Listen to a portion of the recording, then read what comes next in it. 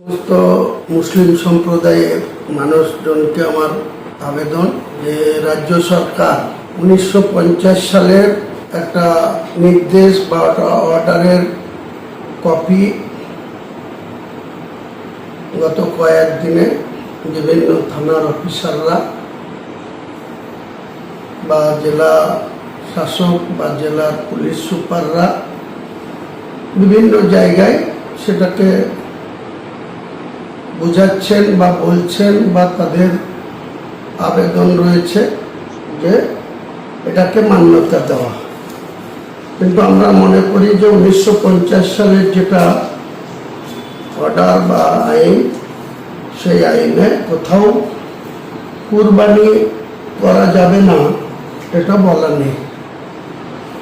কাজে এই মুর্শিদাবাদ জেলার সম্মানীয় পুলিশ সুপার থেকে শুরু করে এসডিপিও বেলডাঙ্গা, আইসি বেলডাঙ্গা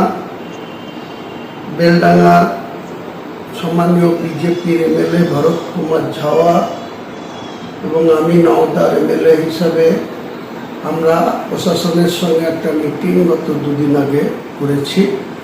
তাতে কোথাও এই এসডিপিও লেভেলের অফিসার বা আইসি বেলডাঙ্গা কোথাও বলেননি যে গরু কুরবানি দেওয়া কঠোরভাবে নিষিদ্ধ, এটা বলেননি।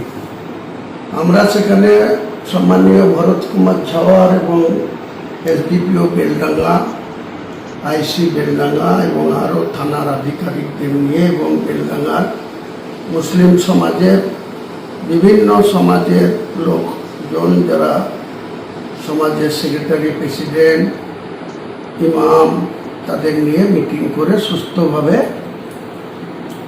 যে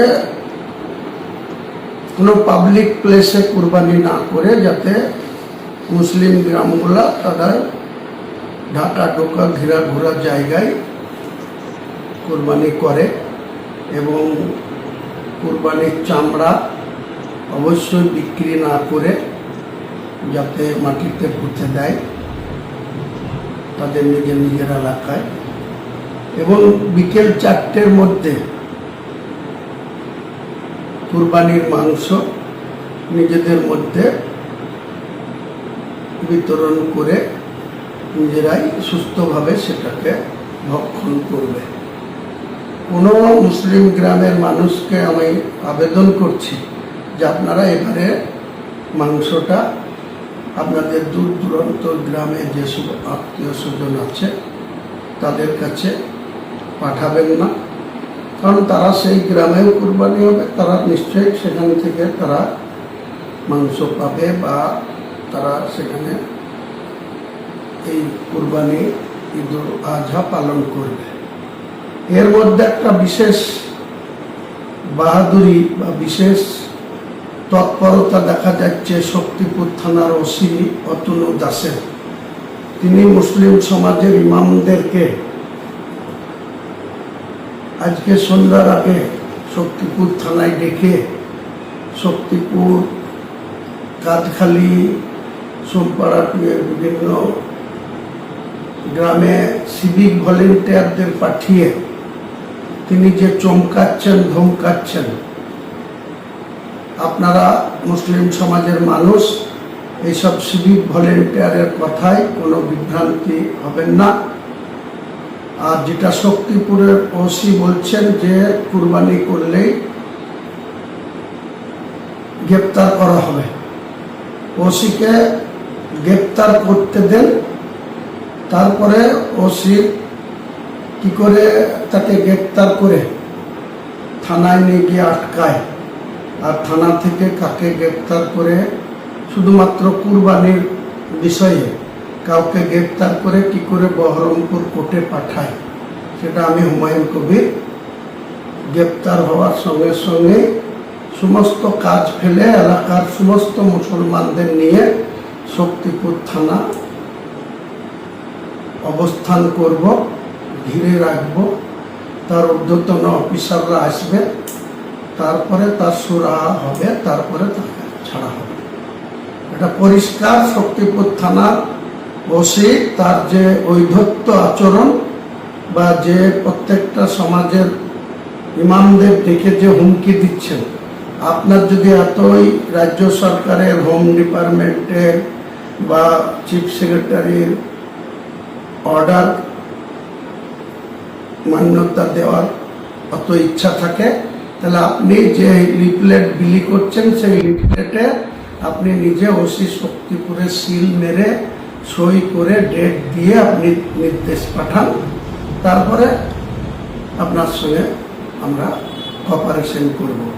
আপনি কোথাকার লিফলেট 1950 সালের আইনে কি আছে সেই লিফলেট লোকের কাছে দিয়ে হুমকি দেবেন, অতটা এখনো মুসলিম সমাজ কোনো মতেই আপনার এই হুমকির কাছে মাথা নত করবেন। আপনি এসডিপিও বেলডাঙ্গার থেকেও বড় অফিসার হয়ে যাননি, এসপি সাহেবের থেকেও বড় অফিসার হয়ে যাননি, আইসি বেলডাঙ্গার থেকেও বড় অফিসার হয়ে যাননি, ওসি নওদার থেকেও বিরাট বড় বাহাদুর অফিসার হয়ে যাননি যে আপনি এরকম বিভ্রান্ত করছেন। আমাদের ধৈর্যের বেশি পরীক্ষা নেবেন না। ধৈর্য চুটি যখন ঘটবে তখন আমরা কোনো কিছু পরোয়া করব না।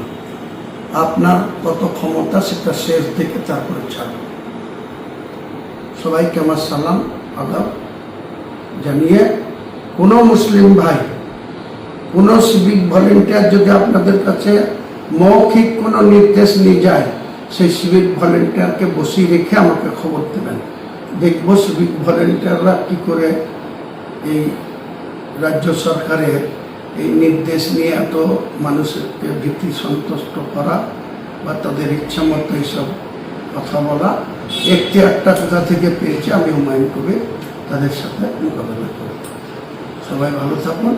সবাইকে আগাম 28শে মে বৃহস্পতিবার সকাল সকাল ঈদুল আজহার নামাজ পড়ুন এবং নিজেদের ঘেরাগুলো জায়গায় নিজের জমির উপরে, নিজের জায়গার উপরে আপনারা কোরবানি করবেন। কোনো সমস্যা হলে আমার সাথে যোগাযোগ করবেন। কত বড় শক্তিপুর থানার ওসি কতটা বাহাদুর হয়েছে এটা আমরা আগামী 28 তারিখে তার মোকাবেলা করব। সবাইকে আমার সালাম।